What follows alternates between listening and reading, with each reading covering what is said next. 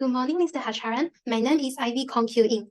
In this video, I'm going to discuss the effect of the Judication Act 1873.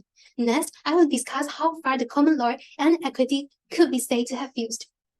Prior to the implementation of the Judication Act 1873, the common law and equity ran separately.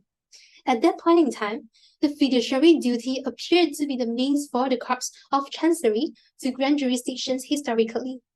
The rationale for both common law and equity is different. Besides, equity emphasizes on the conscience and moral best, whereas the common law is not. The relief could only be granted by the chancery courts to those who wanted to seek remedy in equity and to take back the proper possession of the property, which were in the hands of the fiduciaries or trustees. On the contrary, only the legal owners of the property would be granted relief in the common law courts. Despite this, for those who only acquire equitable interests, the common law courts will not provide any remedy. Some of the examples of the persons who only own equitable title include the beneficiaries under a trust or will. Despite the parties were able to choose whichever system that the judgment would be in their favor, the problem was that the parties such as the plaintiff might bring an action in a wrong jurisdiction, or the defendant might raise an equitable defense under the common law. In such an instance, the plaintiff has to bring the action again in the appropriate jurisdiction. The defendant was left no choice but to use common injunction to stop the action or the enforcement of the judgment that had already been given. Therefore, in order to rectify this issue, the Judication Act 1873 was introduced in order to incorporate the courts of common law and equity into a single Supreme Court of Judication.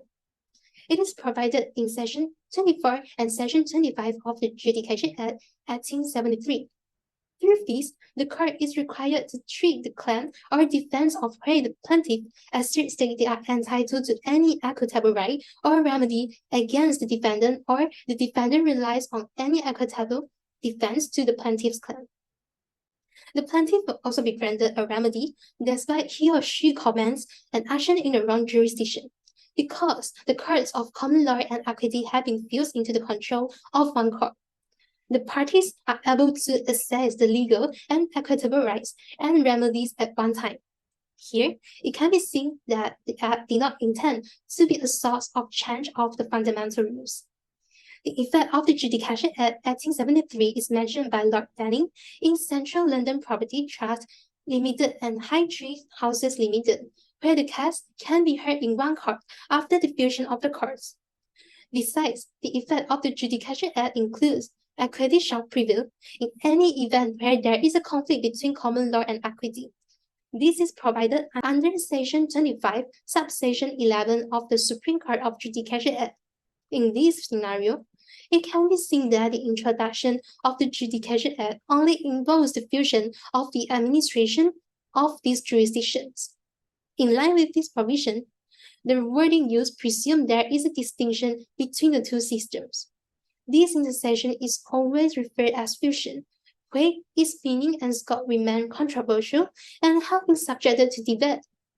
There are three different views on the fusion of the common law and equity. Firstly, the orthodox view was established in the case of Salt and Cooper by Master Role Sir George Jessel that it might be inaccurate to consider it as a fusion of the common law and equity, as there was no fusion of the jurisdiction, but authorized a tribunal to aggregate the power of administration of both jurisdictions. Ashburner has mentioned in the book Principles of Equity that the two streams of jurisdictions, though they run in the same channel, run side by side and do not mingle with their waters. This statement has highlighted the independency of the two systems. Recently, it was confirmed by Lord Justice Murmury that rather than a conversion of the equitable interest into the legal title, the intention of implementing the Judication Act was to accomplish procedural improvements in legal and equitable administration in all courts. The practice of rules in common law will not be abandoned. According to Lord Brandon, the rights of the parties are not intended to be altered while the procedural improvements were made. The Act aims to preserve the distinction between them. To support this, Section 49 of the Supreme Court Act 1981, which used the same wording as the Judication Act, indicates the separation of the common law and equity. To further illustrate, in the case of Felden and Mullinen, Justice Whittier stated that the idea of the fusion of law and equity in Judication Act is that these two jurisdictions do not mingle with the water and instead run side by side in the same channel. For example, in the case of Bion and Stevens, it was emphasized that the equity was different and separate from the common law, in which this was the main reason that the House of Lords was reluctant to change the law in both systems governing the negative covenants in land law. Instead of altering the rights of the parties, this reform has intended to avoid the necessity for the parties to proceed the cases between different courts for the purpose of resolving the disputes concerning the legal and equitable claims. The second category of the view regarding fusion is radical view. According to Meyer, Gamow, and Lien, the fusion fallacy is diverse and absolute. Fusion fallacy is another term to describe radical view where there is substantive fusion of not only administration but also rules of both systems. It was pointed out that it would be inevitable that there will be a merging of both jurisdictions as a result of the fusion of the administration of common law and equity in the same court, and they exist peacefully together. The case in point is United Scientific Holdings and Burleigh Borough Council, where it was provided by law deplored that the fusion of the two jurisdictions is the effect of the Judication Act. The case of Federal Commons and Navigator Limited and Molina Alvar Incorporation, Lord Denny supported that the common law and equity were indistinguishable from each other. Lord Diplock described the eminent explanation of Ashburner as mischievous and deceptive. Besides, the case of United Scientific Holdings was cited by Garrett Jones and William Goodhart to support the idea that the systems are fused. Therefore, it is shown that Lord Denny and Lord Diplock are great supporters for this view. The case in point is Walsh and Lonsdale. In this case, there was a conflict between common law and equity.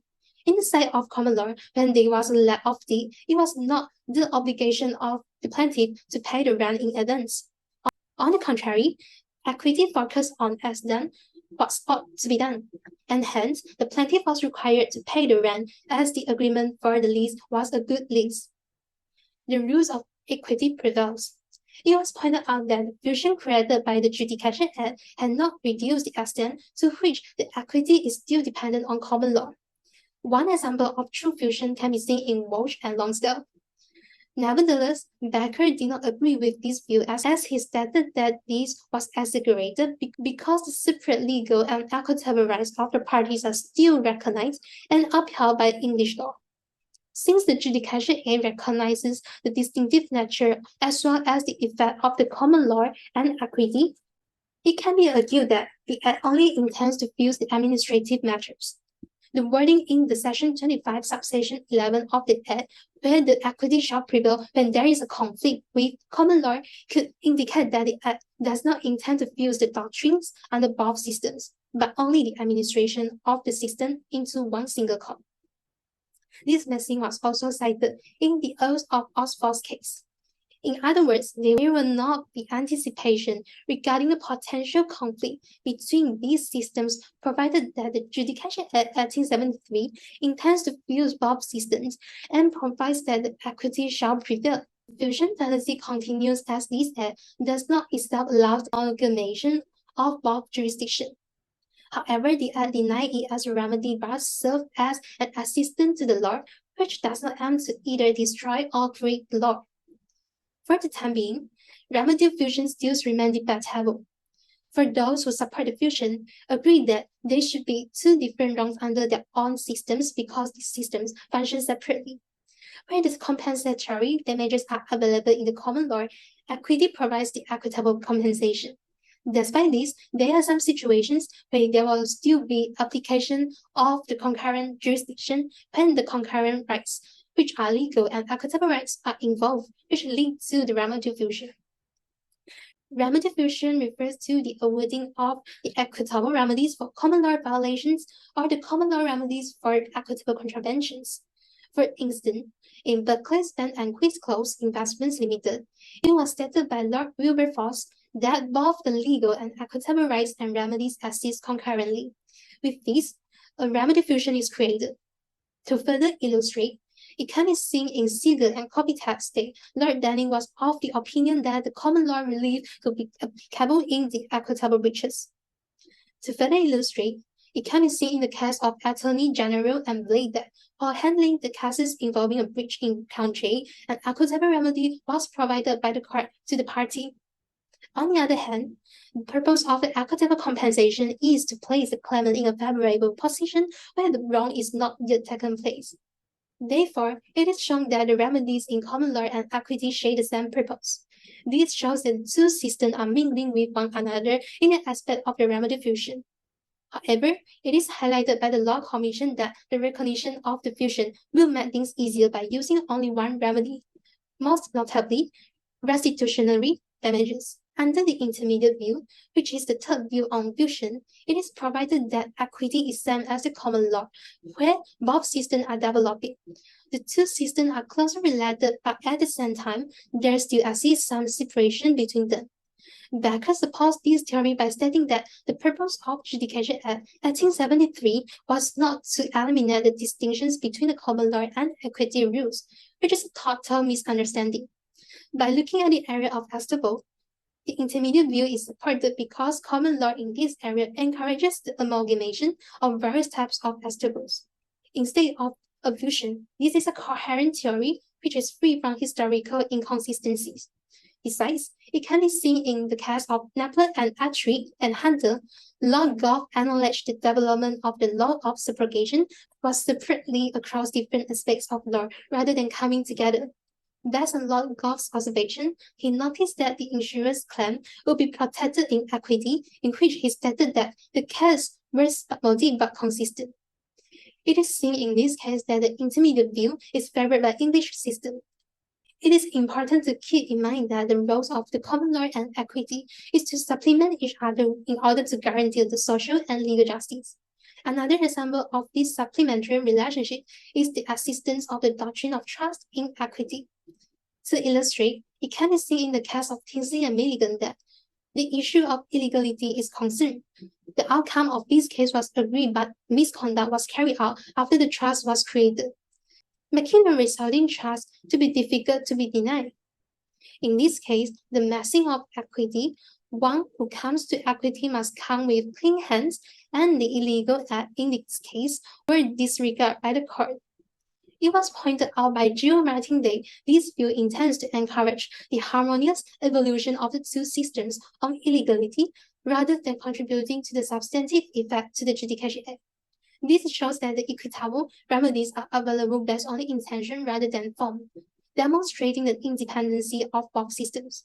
In this view, the principles of common law and equity are not denied, but on the other hand remain free to develop and to be influenced by each other. This view is supported by Harbury and Mosley, Modern Equity, where it was pointed out that instead of fusion, both the systems work closely together, developing, changing, and evolving in relation with one another and embracing new concepts.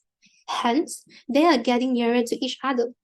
From above, it appears to show that the most prevailing view is the intermediate view, where both the jurisdictions do not fuse but operate closely. Agreeably, the fusion of the common law and equity has resulted in the uncertainty as well as confusion, despite the fact that the fusion is only on administrative matters because it also raises doubt that on fusion of the substantive laws. Fusion will also affect the judicial discretion of the common law.